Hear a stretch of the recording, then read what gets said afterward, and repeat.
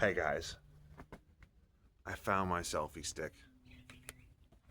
I can't tell you how fun it is to have a selfie stick. Remember back in the day when people would walk around with these things, like in public, and you'd see them standing there like this, like kissing at it and shit. I remember.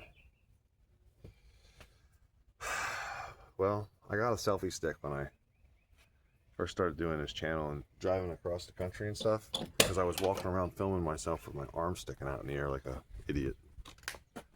Now I walk around with a stick and my arm sticking out in the air like an idiot. So, what are we doing here today? Well, I got home from work last night, working on I can't tell you what it is because I don't know where I work. Working on the thingy that I work on now. And I was like 2 hours late from getting home from what I thought I would be. But I was looking forward all night to working on this monster. Just digging into it. Instead of doing that, you know, I hear Greg. Instead of doing that, I came home, I got here at midnight, and I sat up watching videos on how to work on this truck. And I drank like 5 Miller Lights, which I know, it's not good. It's not what you're supposed to be doing. But what are you supposed to be doing? So, I got a little bit of a late start this morning. I'm gonna pick up Nathan's cigar butts, because I'm gonna be the dad forever, apparently. So that I'm the only one that can see him, I think. Anyway,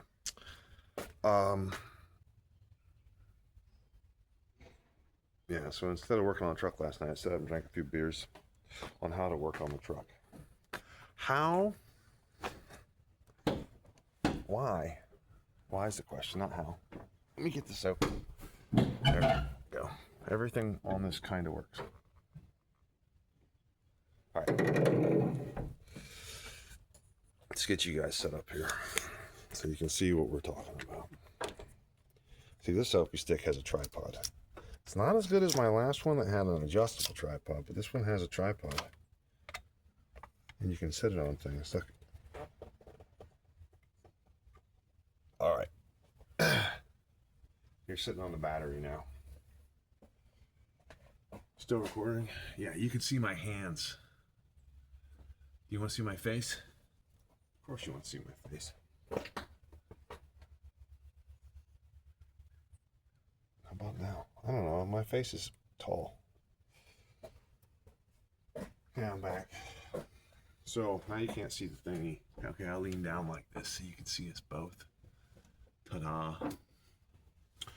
Ford 5.0. What does that make this? A 302? It's a 302. And it's got OBD1 on it. Onboard Diagnostics 1. I think that's what it stands for. I don't really care what it stands for. It's what it is. And this is the 4th generation of OBD1, which means it's slightly better than 1, 2, and 3. So I don't have any OBD1 scanning tools anymore. I never did have any. I always just jumped the pins and read the flash codes. This doesn't have a check engine light on, and it definitely should. That tells me that that light bulb probably isn't working. Or something else is wrong, but most likely, well, who knows? We're not gonna jump into any conclusions here. But this thing is running horrifically. I mean, it's just barely, you can barely drive it. I know, I was going down the road the other day at full throttle, and it didn't sound as bad as I wanted it to in the video. Hey, let's do some drugs. You guys want to do some drugs? You even get to do the amount of drugs you want to do. I'm currently doing 8 milligrams of these drugs.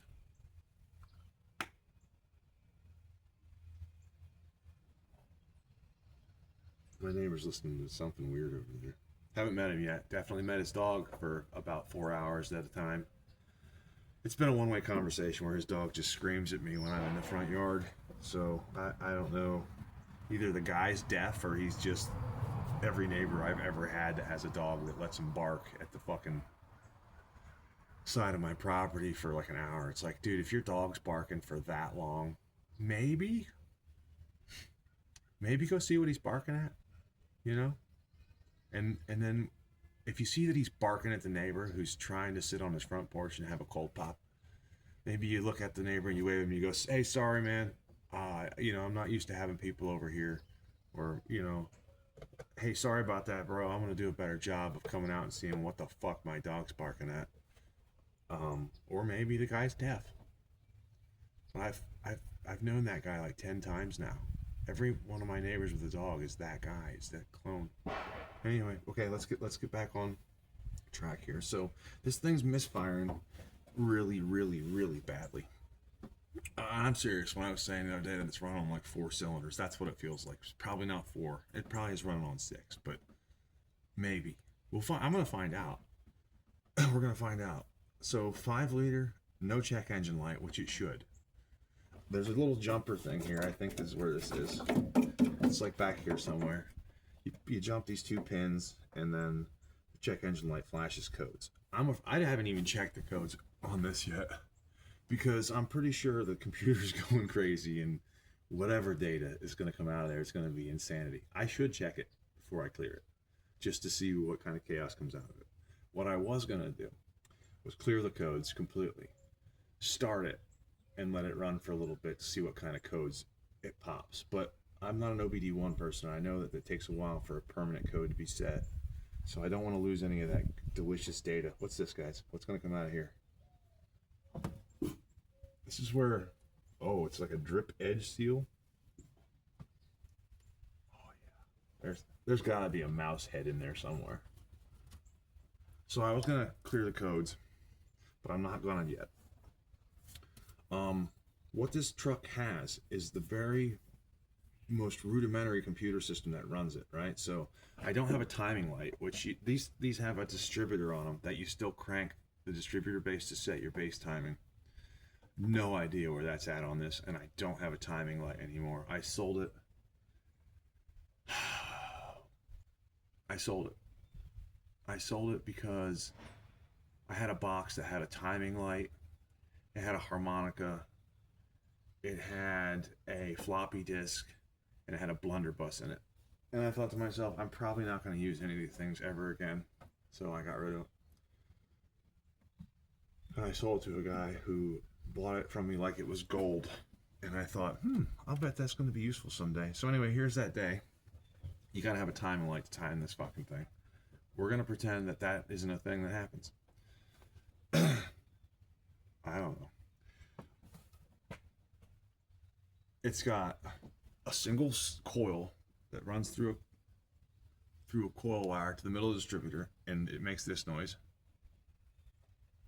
Like the center of the coil, like the center, the outer windings, and the middle windings to the outer windings, the middle field to the outer field, are loose to one another.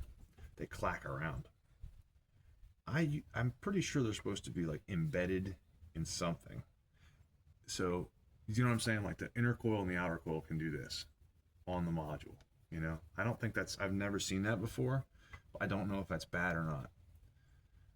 It's got a coil. It's got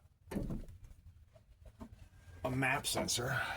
It's not a map sensor though. I guess it is. But that's the map sensor. That's the manifold absolute pressure sensor. Because it doesn't know how much air is coming in there. Because it doesn't have a mass airflow sensor, right? So the map sensor is reading ambient outside of the truck. And then it's got a hose that runs over to the intake plenum. And it apparently compares the two signals somehow, and it decides based on that vacuum how much air is being sucked through the freaking nozzle here, the old fucking elephant trunker. This is a very interesting setup. This is something that I've been curious about, why Ford went with 2 hoses rather than a single plastic intake beep bop. I don't know. Now I have one. We're going to find out over the next couple of days. This engine's very interesting. I find it interesting, and I want you guys to know that I'm going to work on it out of ignorance. I really don't like to actually know what I'm doing. I like to just start doing shit and then reverse engineering it. And that's why I think I like old cars and working on things. This truck, the guy that sold it to me thinks he ripped me off. I know he does, because just the way he talked and shit. And he was a lawyer, and he was gonna hold me. He was gonna give me a letter of indemnity. I think he said he was gonna indemnify me. I think that was the big word he used to make me go, oh, this guy is a lawyer. But he's gonna indemnify me from any kind of title problems this thing has. Okay, buddy. And he told me that the only problem this truck has is the transmission. That's really the only problem it has. And that his wife just couldn't make it work with the transmission being what it was. But he drove it around the farm like this for years. No, he didn't. There's no way. When he drove it to Planet Fitness, I think his plan was to sell it or have it be towed and never know about it ever again. Because the title wasn't in his name. It's to this guy whose estate he's closing out, or I don't care, guys. If this thing's stolen or whatever, I don't care. I'll just drive it around the farm. But I have a title in the VIN matches and it's been signed, so who gives a shit? But so this guy, however he got it to Planet Fitness, this fucking guy did not drive it there. Maybe he did. But it took me everything I have in my 30 years of experience on making vehicles move to get this to drive to my house.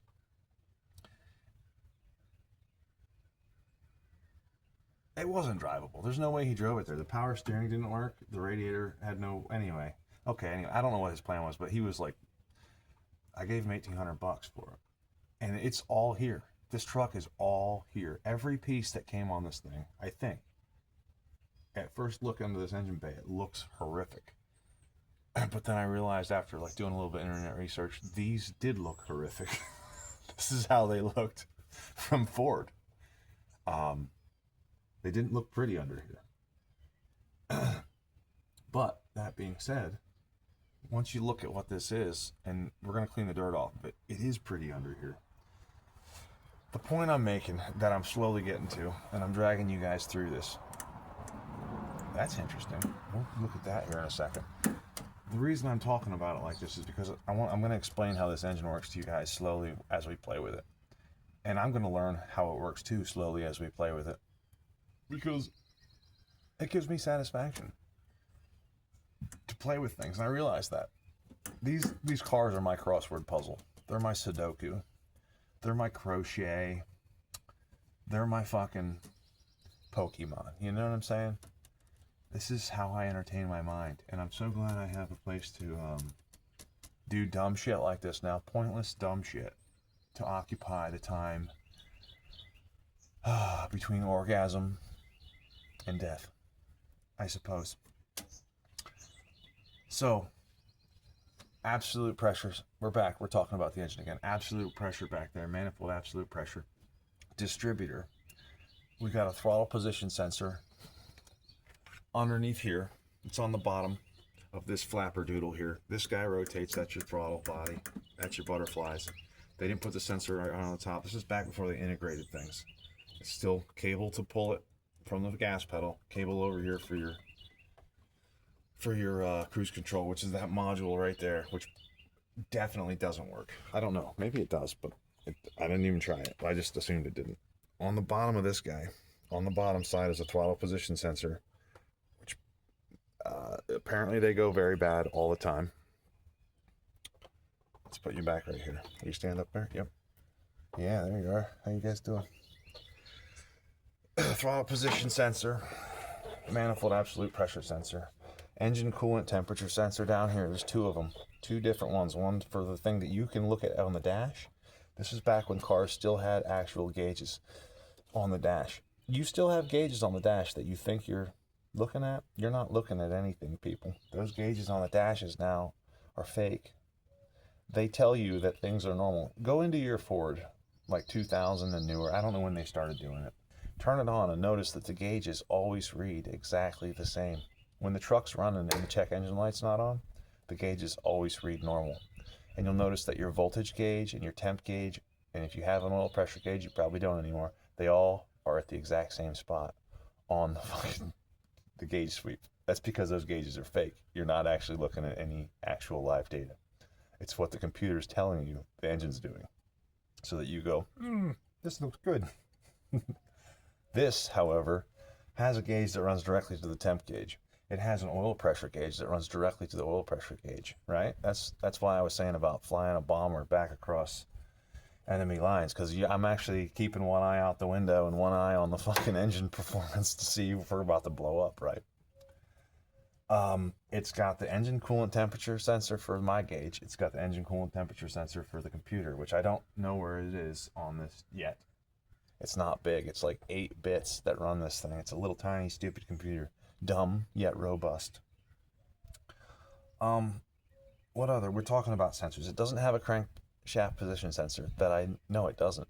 It reads top dead center off the distributor. And then there's I don't know if it's a Hall effect sensor or if it's a points. I don't know what's in here yet. We're going to find out.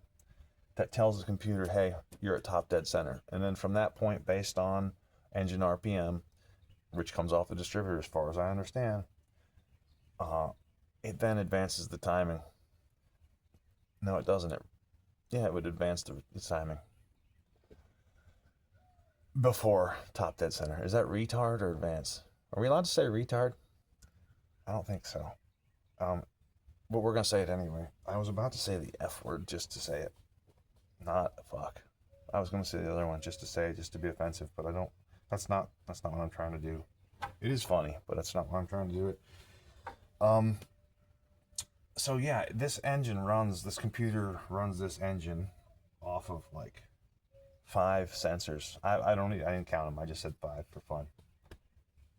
So, good and bad, right? It's good because it's not completely computerized, but it's bad because it's computerized enough to where you can't directly understand what the engine's doing based on the engine. So I can't tune the carb. I can't twist the distributor to see. I can twist the distributor, but God only knows what will happen because the engine's not going to respond to what I do when I twist the distributor. It's going to tell the computer to do something. So it's kind of like I got to go through a translator to talk to the engine. So that's going to be interesting. And as I said before, the check engine light's not on, so it's not talking to me right now. We'll have to find out why it doesn't want to talk to me. Hold on a second. Oh, I shouldn't have done that. Okay, that's okay. It all came out. Most of all of it came out. There it is. There's the rest of it. That was what was left of the insulation on the climate control box. It was just hanging there. We'll throw it on the ground for now. So, yeah, 5.0. Looks weird. It's got an intake that comes up off the top of a center plane intake here between the 2 banks. And then it flops over to the side like a sad orca whale. I don't know. I don't know why they have it so long. I don't know. I'm not the guy that knows everything, but I can figure shit out overnight. That's what's fun. So this right here is covering my injectors, which is going to be a problem eventually. It's just a small V8. And you start looking at it, you're like, I like this. This is the original hose clamp for this truck. That one's been replaced. This is probably not the original hose. It might be. That might be. I don't know. Yeah, so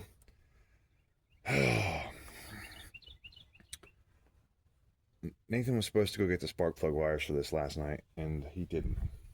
I don't think he did. So now, he didn't tell me he didn't, but that's the sort of stuff he doesn't tell me he didn't do. I have to find that out. He was supposed to do that so that I could do this, but he probably didn't do that because he also didn't go get groceries, and he also didn't clean the garage. But he did go get chickens, and he did build a chicken pen. So, chicken pen. Look at this. He built this chicken box. So we give him that credit. I feel bad now for saying that, but he built this chicken box. God bless his little heart. He did. He built this little chicken box, and now I feel like a dickhead. All right. Anyway, there's chickens in the chicken box.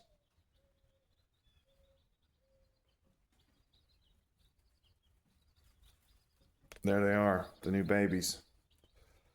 Okay, So that's a hell of a chicken box this fella built. He went to town on that. All right.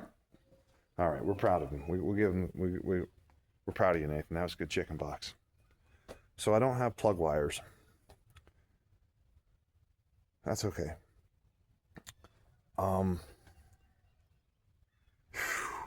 It's not okay for what I'm doing, but it's okay. Exhaust gas recirculation valve here. That could be a problem. That could be dumping excessive exhaust gas into my engine right now and making it die. That could be part of the problem. This thing that looks like a black painted coffee can is a vacuum canister, a vacuum reservoir. That's basically this truck, you know, in a nutshell. We're going to dig into it here this morning. I haven't had my coffee yet. My stomach's a little upset from drinking those beers for bed. I didn't have dinner last night. I didn't have dinner last night. I was going to tell you why, but I'm not going to tell you why now. And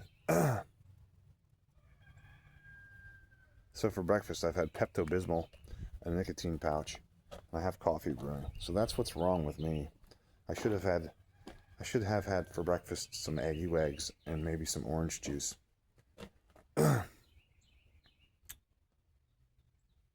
So we're going to dig into this thing a little bit at a time. I don't know how to fix it. I do know what's wrong. No, I don't. It's got engine misfire. It doesn't clack. It doesn't knock. It doesn't smoke.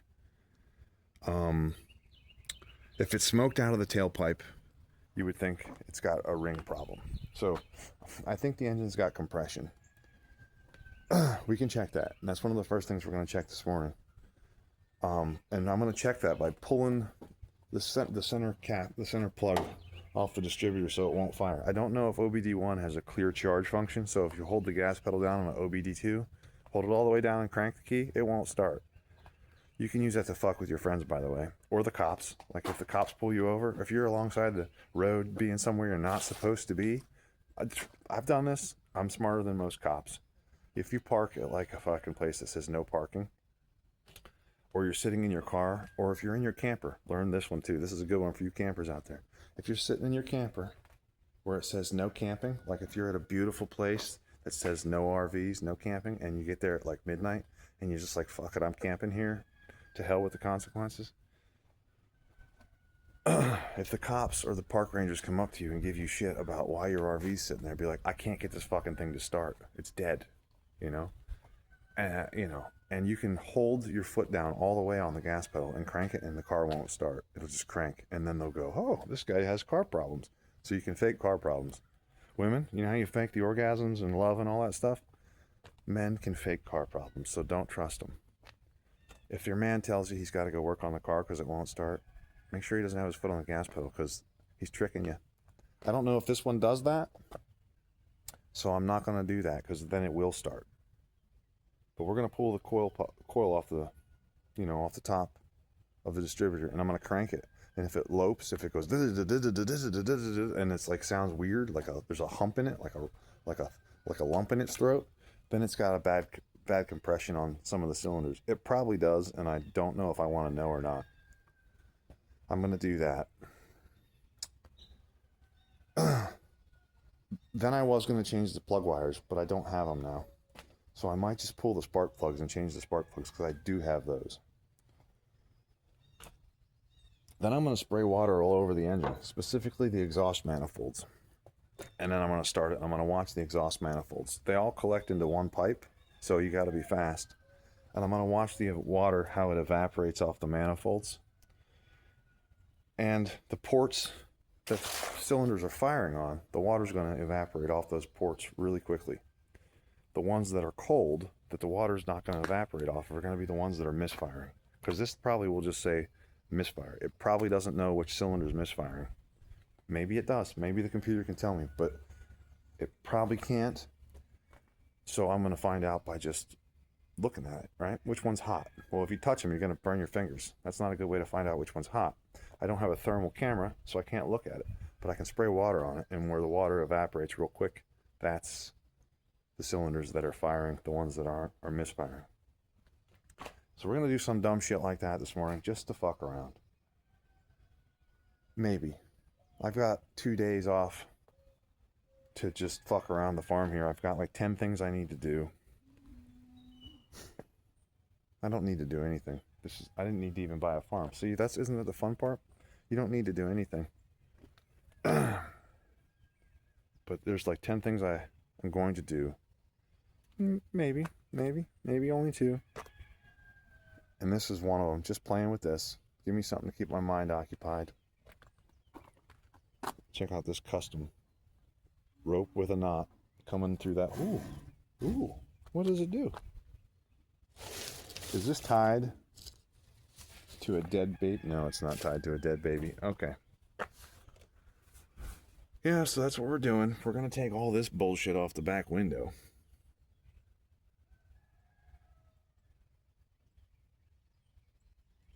Cowboys kneeling by crosses. I get it. I was just talking to Nathan about eating babies and whatnot, about the Epstein files, and I see all over the internet that they want me to know about this. I don't care that people are eating babies and fucking kids. I mean, I care. But of course they are, right? People have always been doing that. They've never stopped doing that. And the people that are in power that do whatever they want, we're not talking about your CEOs and shit. We're talking about your people that run planet Earth. They do whatever they want to do. And if they feel like eating babies, that's what they're going to do. And they always have been eating babies. And Nathan was like, I'm losing my fucking mind, man. I was like, buddy, the world has always been crazy. And the more you look into how crazy it is, the crazier it's going to be. So just know that if you can think of doing something, somebody is doing that. Somebody has done that. And they're still doing that. And people with a lot of money that are doing the things that you think are wrong, but are fun, like eating babies, I guess. I don't know how fun that is, but apparently it's good. I've never had baby. I have, just not baby humans. Apparently it's good. They're doing that a lot somewhere. And so why am I telling you this? I don't know.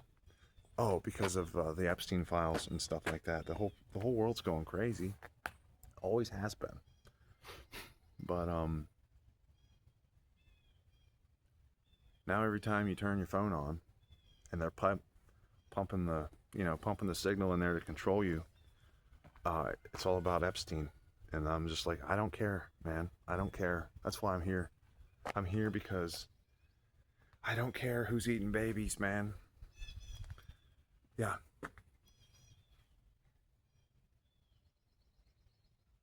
Boy, it's gorgeous out here.